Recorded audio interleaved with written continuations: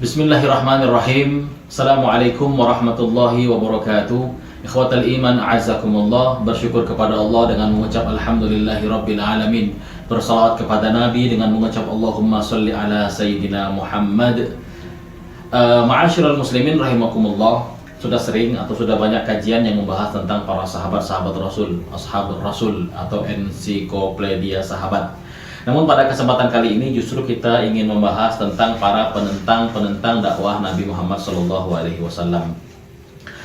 Sejak fajar dakwah menyingsing di cakrawala dunia, tidak sedikit aral dan hambatan yang menghalangi sampainya sinaran cahaya tersebut. Dan Rasul adalah pembawa cahaya tersebut. Syekh Mutawalli Asy-Sya'rawi mengatakan dalam kitab tafsir beliau bahwasannya sesungguhnya musuh-musuh Nabi Muhammad atau musuh-musuh yang menentang kerasulan atau risalah Nabi ini justru mempunyai peran atau faedah tersendiri. Dengan demikian, dengan adanya mereka, justru kita semakin tahu atau semakin gampang untuk membedakan yang mana yang hak dan yang mana yang batil, mana yang kebenaran dan mana kezaliman. Untuk pertama kali ini kita bahas, mari kita gali lebih dalam siapa orang atau Fir'aunnya umat Islam. Beliau adalah Abu Lahab. Siapa beliau? Secara nasab, seorang aristokrat Mekah atau pembesar Bani Hashim, Abdul Muthalib. Beliau memiliki beberapa orang istri. Di antara lain istri beliau adalah Fatimah, yang kemudian dari Fatimah ini melahirkan beberapa orang anak, antara lain Abdullah, Zubair, Abu Thalib. Abdullah ini punya kembaran beliau namanya Ummu Hakim. Nah, selain itu saudara beliau adalah Atikah, Barrah, dan Ummu Umaymah.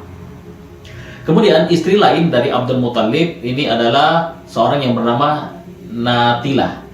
Natilah memiliki beberapa orang anak. Anak beliau adalah Abbas dan Diror. Kalau ikhwah sekalian sering mendengar hadis riwayat Ibnu Abbas, hadis yang diriwayatkan dari Abbas, itu adalah Abbas ini. Abbas anaknya Abdul Muthalib.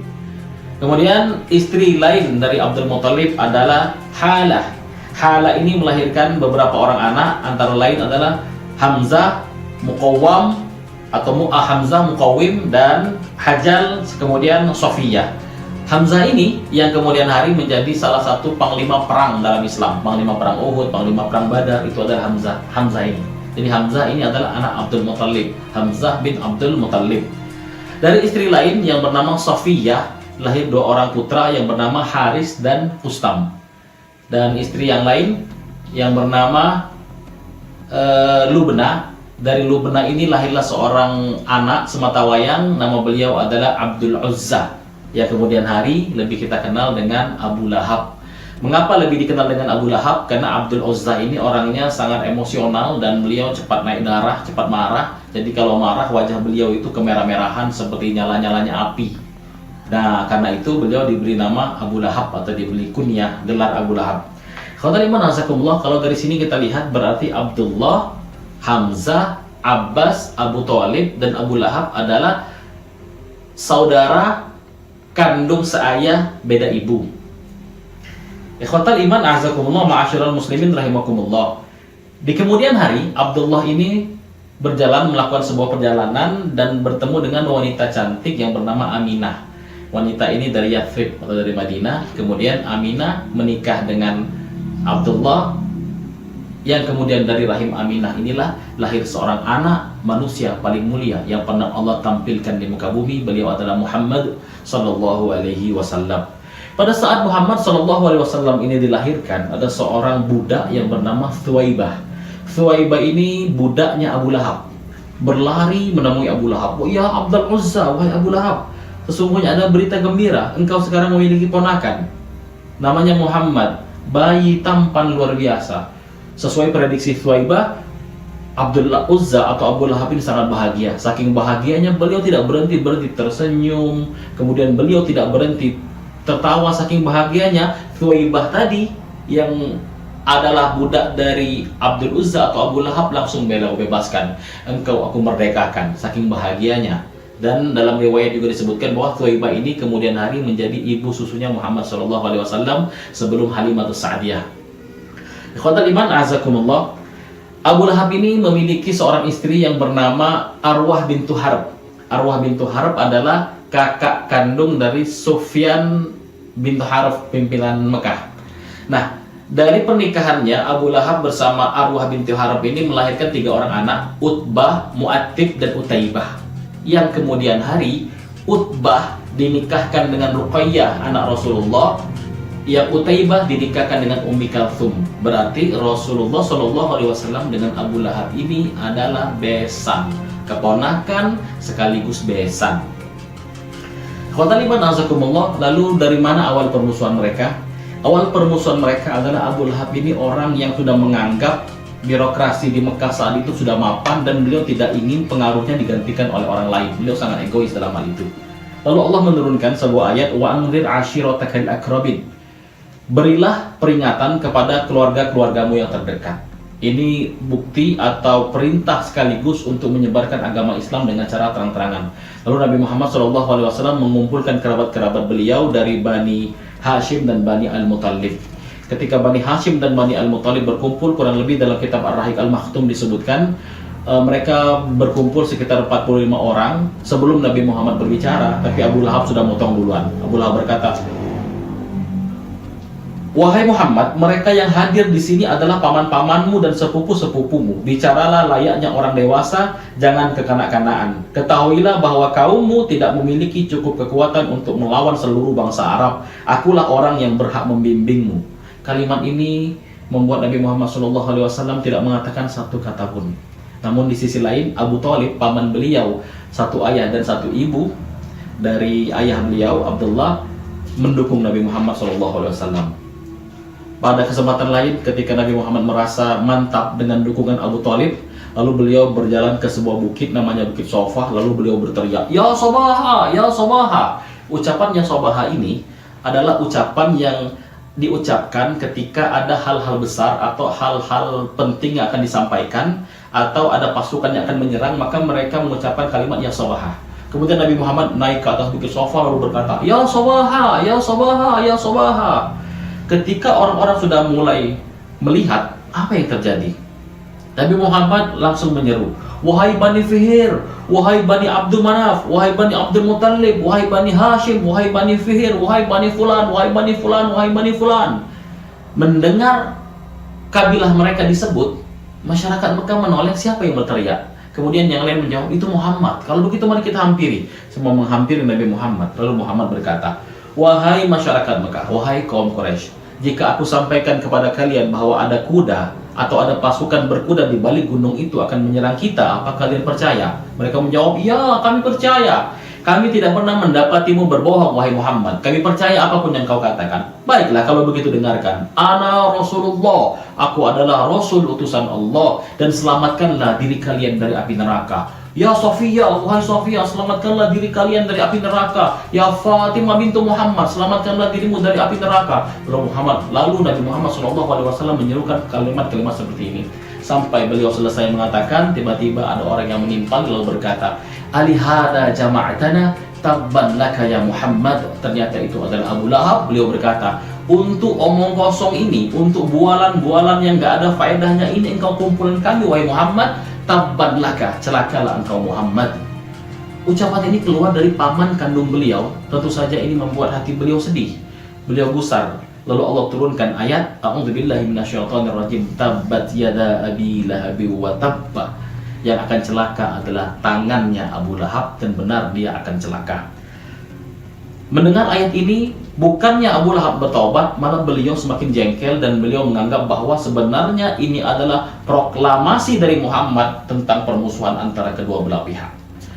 Karena itu, Abu Lahab memanggil kedua orang anaknya, kedua orang putranya, lalu berkata, kau tahukah kalian berdua bahwa Muhammad sudah mencelaku, Muhammad telah mengejekku di depan umum. Kalau begitu, aku tidak mau lagi ada hubungan kerabat dengan Muhammad. Utbah dan Utaibah menceraikan istri mereka. Utbah dan Utaibah menceraikan Ruqayyah dan Ummi Kalthum. Dalam riwayat disebutkan, Utbah dan Utaibah ini menceraikan Ruqayyah dan Ummi Kalthum sebelum mereka berhubungan badan.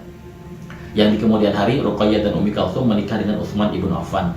Ikhwatal iman azakumullah, kedua istri atau kedua putri Rasulullah ini diceraikan. Tentu saja ini membuat hati Rasul semakin terpukul. Namun dakwah tetap harus dilanjutkan, dan Khadijah selalu mendukung dakwah beliau. Ikhwatal iman a'azakumullah, bukan tidak sampai di situ saja. Dalam sebuah riwayat yang diriwayatkan oleh Rabi'ah ibn Abbad dalam sebuah pasar, nama pasar tersebut adalah pasar di Majaz. Ketika Rasul berdakwah pada masyarakat di situ, ya qaumi, wahai kaumku, qul la ilaha illallah, katakanlah la ilaha illallah maka kalian akan beruntung. Katakanlah la ilaha illallah maka kalian akan beruntung. Katakanlah la ilaha illallah maka kalian akan beruntung. Tiba-tiba ada yang selalu menimpali, dia ini murtad, dia ini adalah murtad dari agama nenek moyang kita, beliau selalu menjelek-jelekkan nenek moyang kita, dia ni uhat gala, aku ni mamangnya. Ternyata yang menimpali tersebut adalah Abu Lahab. Itulah cara yang selalu dipakai oleh Abu Lahab untuk mendiskreditkan dan menghalangi dakwah Nabi Muhammad SAW. Ikhwah, ini sangat sulit. Karena kalau yang menghalangi itu paman sendiri, itu malah jadi sulit. Oh, dia ni besar pada aku ni lah yang mandingannya. Aku ni tahu ni yang siapa dia. Dia berdusta, dia murtad dari agama nenek moyang kita. Jangan didekati. Selalu seperti itu Abu Lahab menyebarkan kebencian terhadap dakwah yang dibawa oleh Nabi Muhammad SAW. Khotan iman azakumullah, itulah Nabi Muhammad, Abu Lahab. Saking bencinya beliau dengan Nabi Muhammad. Jadi ini rumah Abu Lahab, ini rumah Uqbah bin Abi Mu'aid, di tengah rumahnya Rasul. Jadi Rasul ini diapit oleh dua tetangga yang sangat jahat dengan beliau, dua tetangga yang sangat membenci beliau. Nah, khotan iman azakumullah, saking bencinya Abu Lahab ini selalu melempari rumah Rasul dengan kotoran unta, kotoran sapi, kotoran apapun selalu dilempar. Beliau sendiri yang melempar dengan tangannya. Sampai suatu ketika Hamzah lewat dan Hamzah melihat, lalu secara diam-diam Hamzah ambil kotoran tersebut dan Hamzah lemparkan ke Abu Lahab. Sejak saat itu Abu Lahab tidak pernah lagi melempari rumah Nabi Muhammad, tapi dia ngupah orang lain untuk melempari rumahnya Nabi Muhammad SAW. Tidak berhenti. Dan Abu Lahab ini akan sangat bahagia sekali jika ada seorang atau orang lain yang juga ikut bersama dia membenci Muhammad. Dalam riwayat beliau pernah bertemu dengan Hindun. Wahai Hindun, apakah engkau telah membantu Latta dan Uzza? Latta dan Uzza ini adalah berhala yang disembah pada saat itu. Hindun menjawab, ya, aku sudah berbakti kepada Latta dan Uzza, aku juga membenci Muhammad. Dengan begitu Abu Lahab ini sangat bahagia. Pokoknya dia sangat bahagia kalau ada orang yang membenci Muhammad dan dakwah yang dibawa Nabi Muhammad SAW. Puncaknya pada tahun ke-7 kenabian, ketika awal mula ide membasmi atau menutup, menyetop dakwah Nabi Muhammad adalah dengan cara membunuhnya, maka Bani Hashim justru membela Nabi Muhammad. Tidak bisa begitu, ini adalah dari kaum kami. Akhirnya Bani Hashim ini dikucilkan oleh kaum-kaum yang lain, kemudian Bani Hashim diboikot. Dengan boikot tersebut, Bani Hashim tidak boleh berhubungan kegiatan sosial, ekonomi, tidak boleh bergaul sehari-hari, tidak boleh ada transaksi jual beli dan lain-lain. Akhirnya Bani Hashim mengalami masa-masa yang sangat sulit. Khotal iman azakumullah, itulah kejahatan-kejahatan yang selalu dipelopori oleh paman beliau Abu Lahab dari Bani Hashim. Justru Abu Lahab sendiri berpihak pada musuh dan memusuhi Bani Hashim.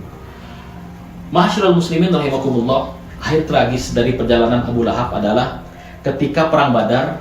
Karena beliau sudah merasa tubuh beliau sudah tua dan beliau tidak bisa berperang, beliau tidak bisa ikut dalam perang Badar, tapi beliau tidak pernah ingin ketinggalan kesempatan untuk mencelakakan kaum muslimin. Beliau memanggil Ash bin Hisham lalu berkata, wahai Ash bin Hisham, kau punya hutang sama aku. Iya benar. Kau tidak perlu membayar hutangmu, dengan satu syarat, kau wakili aku jadi perang, ikut perang di perang Badar. Kemudian Ash Ibn Hakim ikut perang mewakili Abu Lahab, dan pada perang Badar tersebut beliau terbunuh oleh Umar ibn Khattab.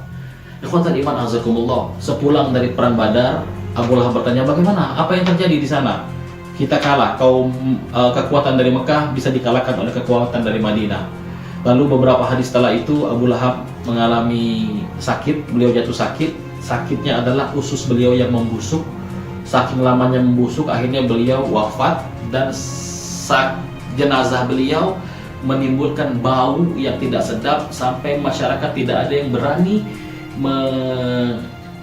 memandikan jenazah beliau karena takut tertular dengan penyakit beliau. Dalam riwayat bahkan anaknya pun tidak bersedia untuk memandikan jenazah beliau. Jadi dikisahkan pemakaman Abu Lahab tersebut ketika badannya sudah timbul bau yang sangat busuk, hanya dibuatkan lubang, kemudian didorong-dorong pakai kayu sampai jatuh ke dalam lubang dan dilempari batu, lalu ditutup dengan tanah sehingga terkubur dengan cara seperti itu. Ikhwatal iman, azakumullah, itulah kisah dari Abu Lahab. Barangkali itu yang bisa kami sampaikan. Wallahu muwaffiq ila aqwamit thoriq. Insyaallah kita lanjutkan di kesempatan yang akan datang. Assalamualaikum warahmatullahi wabarakatuh.